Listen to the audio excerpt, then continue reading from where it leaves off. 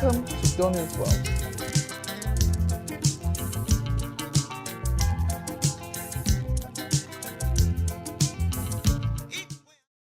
Hello everyone, thank God it's Friday. Welcome to Donu's World. Yet again, I'm going to talk about a depressing topic, but believe me, as I said, there are times, I hope you're not one of these people who dips in and out and only sees the depressing ones. If you watch it every week, Donu's World, you will hear some cheerful stories from time to time. Anyway, today I want to talk about what I call the long goodbye of dementia or Alzheimer's. Alzheimer's is just one of many forms of dementia. I don't need to go into all the different types. You can get that from your doctor or by Googling. But, it is something that strikes an alarmingly significant percentage of people in all countries. My friend's husband got it when he was 58. He had been a journalist, and then suddenly he started to lose his mind, and it dragged on for another at least 10 years. And same thing happened with my aunt and my mother. My mother was one of the most vibrant people you could imagine. Her name was Anne Chizomam. Ukachukwu was her maiden name. And of course, being of the generation that changed their names when they get married, her surname in the last 2/3 of her life was Kabara, like mine.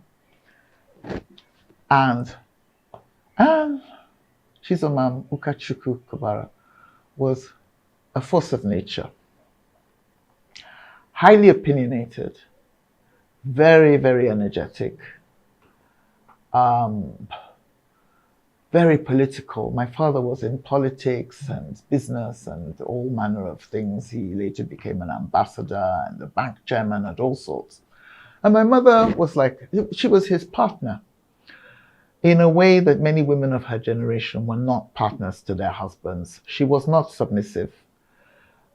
Fortunately, my father wasn't a particularly tyrannical type of African man. He would have liked more deference, I'm sure, but he didn't get it from my mother. She was a woman of strong views. She was a teacher. She studied at teaching in Nigeria, and then she did a postgraduate degrees in London and at Manchester University. She had master's degrees, and she taught in London for a while. And she was what I would call a true original. Most people are kind of pretty standard. They fit into one pigeonhole or the other, or compartment. But not my mother. She was unusual in lots of different ways. For example, long before, and she sort of she picked up on trends, important trends very early, or even started trends, because I remember that long before doctors in the Western world started saying, look, you've got to have at least 5 a day fruits and vegetables. My mother was doing 5 a day. She had decided by herself that she was going to have 5 different fruits and vegetables every day. And she used to blend them into a smoothie when I was little, which she would call 5 a day. So many years later, when 5 a day became a mantra of the medical establishment and the lifestyle gurus, I was quite amazed. I thought my mother was there first. She had ideas for business that were ahead of their time. I remember her wanting to import Nigerian prawns to the UK. Because Nigerian prawns are amazing. They're large, they're juicy, they're meaty. They're much better than prawns that are, found in Europe, in my opinion. And my mother thought it would be a great idea, while we were living in London, to import prawns to the UK. And it never really took off. She tried, it didn't work. There were all kinds of health and safety and importation rules and issues. But basically, the British market or government wasn't ready for Nigerian prawns at that time. And guess what? The other day I walked into a fishmonger in London.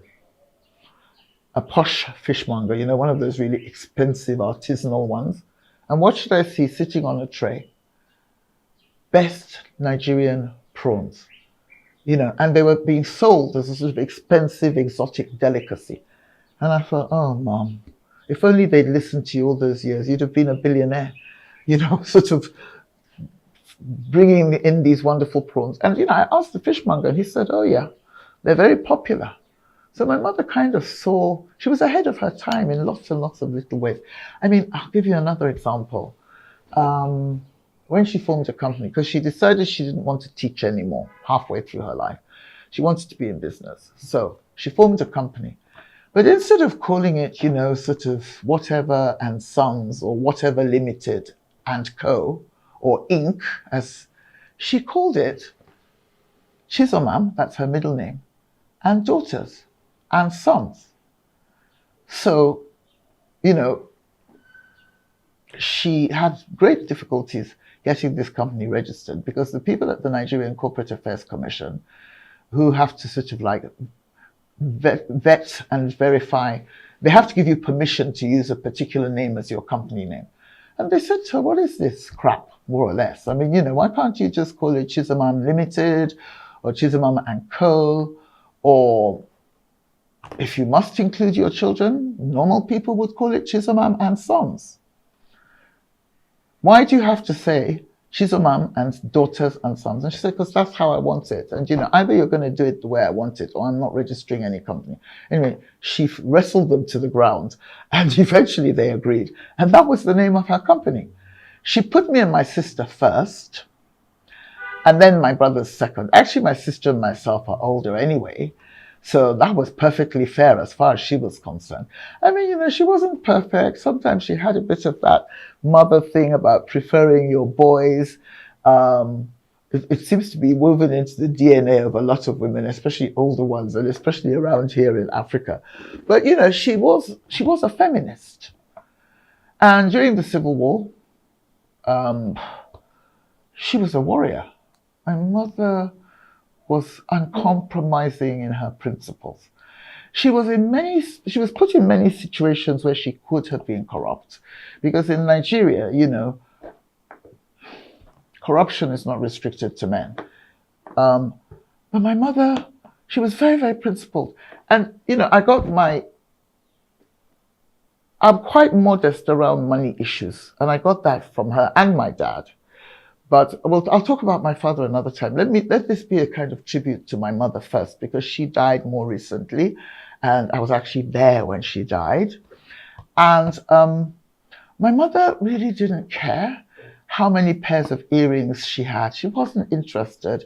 I mean, she liked nice things, and she liked a bit of good jewelry, a few nice dresses. But it wasn't that important to her. She certainly wasn't going to go out of her way to steal or do anything dishonorable to get more jewelry or clothes or to get a fancy car or anything like that. So I'm a bit like her. I can wear the same pair of earrings like for 3 months or no earrings at all for several days.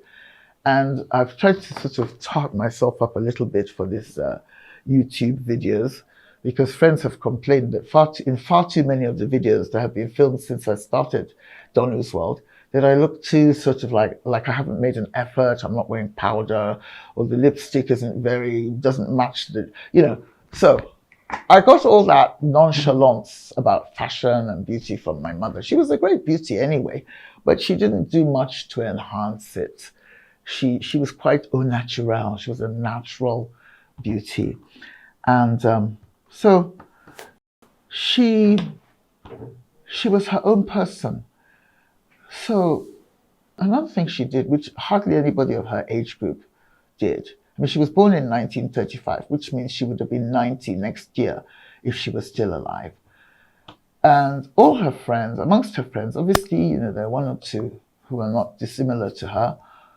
But, I mean, she's the only one I knew who actively exercised, almost not quite to the Jane Fonda level of feel the burn aerobics, but, she was quite diligent and dogged about exercise again, long before anyone else was, at a time when most people sort of sitting around in their houses here in Nigeria or in the UK for that matter, not doing a lot around physical activity. She was very, very dynamic in that way. So, this is a woman who had strong political beliefs, strong religious beliefs, almost like apart from being a feminist, she was also like a militant Catholic. And she was sort of very, very, very opposed to the corruption in which Nigeria has been drowning for decades. So we were used to hearing her voice, and of course, one didn't always agree with her about every issue. And I in particular, she and I had a very difficult relationship. We did not get on well, particularly well, quite honestly, we did not. But, I had some respect for her, a lot of respect for her. So when she started being confused and befuddled, this is around 2016, shortly after I was released from a kidnap ordeal, which I have already mentioned in a previous Donu's World video, she was sort of like, fell into a kind of mental confusion. The psychiatrist who saw me when I was released by the kidnappers also saw other members of my family, because the trauma wasn't just restricted to me. And he said to me that my mother was suffering from trauma-induced dementia, and that it would get progressively worse, but that we could, slow it. We could slow the decline by doing certain things, and of course taking good care of her. Well, looking back, I'm not sure the trauma-induced dementia theory really works for me, because her older sister, also had dementia towards the end of her life. Anyway, maybe she'd have gotten the dementia anyway, or maybe she wouldn't, or maybe she would have gotten it, but later, if not for that kidnap trauma thing. But anyway, it happened. And it was really frightening to watch someone who had been so intellectually alive. She loved reading books, she loved reading newspapers, she loved watching international news channels. She wasn't interested in all the rubbish that average women of her age are interested in, like, which fabric are you going to wear to the next wedding, and, all that kind of stuff. She really wasn't interested. So, she just became slower and slower at first. Because I had a difficult relationship with her, and, at first I was a bit suspicious. It was like, look, why are you being so difficult? What do you mean? There was one time I asked her to do something for my brother, and she was sort of like, it was to cook him a meal. He wasn't well, and I was working, and she was staying with me. So I said, look, while I'm working, could you please prepare something for Poage? That's my brother. And I came back a couple of hours later. She was standing over the sink, looking confused, with all the ingredients laid out in front of her. And I thought she was just being difficult and just wanted me to do the cooking, because she could be like that, But no, she really was genuinely confused, and it got worse and worse and worse and worse. Now, she loved my son far more than she loved me, I hasten to add. I hear that's very common with grandparents. And he was like, as my sister Layla used to say, he was like her familiar. He'd creep around next to her. He loved her too. And, he'd sort of like, from a very young age, he'd move around with her. And, I remember one day I bumped into him roaming around the house looking utterly distraught. So I said, what's wrong? And he said, I can't find my grandma. And, they had that kind of relationship. And so when the dementia started, at first, she knew who he was, and she'd reach out to him, and, she could still relate to him on a basic level, and could still talk to him, albeit in fragmented sentences. But a couple of years down the line, I remember when he came to Nigeria to visit us in 2019, and he walked into the room and her face lit up. But then she said to me, who is the gentleman?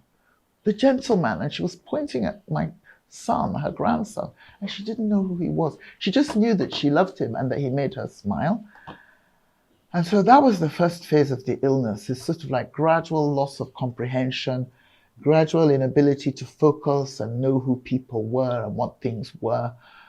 Things she had known before, like how to cook a meal, forget that. Thank goodness, I'll say one thing about Nigeria. Thank goodness we have domestic help here, because I don't know how I would have coped without the girls in the house assisting me. And then I also got her a full-time nurse, and the nurse was just amazing. She had more than one, different nurses over time. They were all great, and they kept me safe, and they really took very good care of her. By the way, I want to thank Mrs. Wankwo, who ran the agency that supplied the nurses. Mrs. Wankwo never once sent me a dot. Every girl she sent was wonderful. And just a little aside, they've all, because they were so well trained. Mrs. Wankwo herself was trained in the UK, and she came back here and trained quite a few of them, nurses here. And she ran this agency. And every single girl that she brought for my mother, over a period of, let's say, maybe 5 years, can't remember the exact dates, good enough to go abroad and work. I think one of them is in Jamaica, the other one is in the UK, the other one is in Canada, and they're really, really good nurses. If Nigeria was a better place, they wouldn't leave. Nigeria lost a lot when those girls emigrated, but that's another story for another day.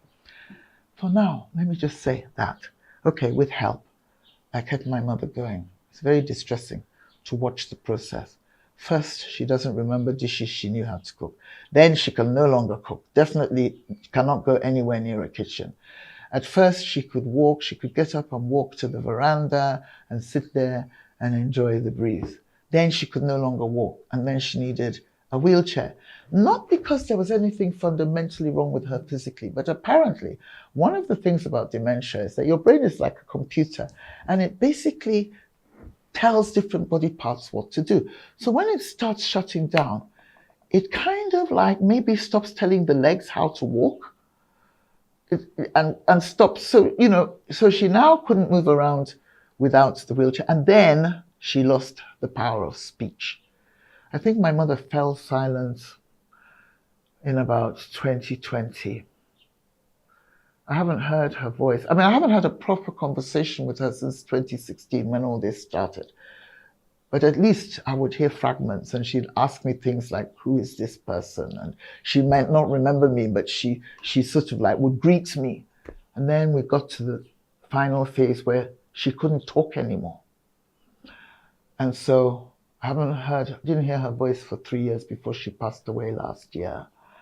And it was the most agonizing, long goodbye. And to watch a woman who had been so vibrant, reduced to being unable to express herself, not understanding what other people are saying, having to be taken to the bathroom, to be bathed or to use the toilet, it was just terrible. And I know my mother, she would have hated it so much if she had been sufficiently aware of what was going on. And I got to tell you, I really, really hope I don't go that way. Of course, if you've had it in your family, which I have with my aunt and my mother, there's a chance that you might get it yourself. And that's one of my biggest fears.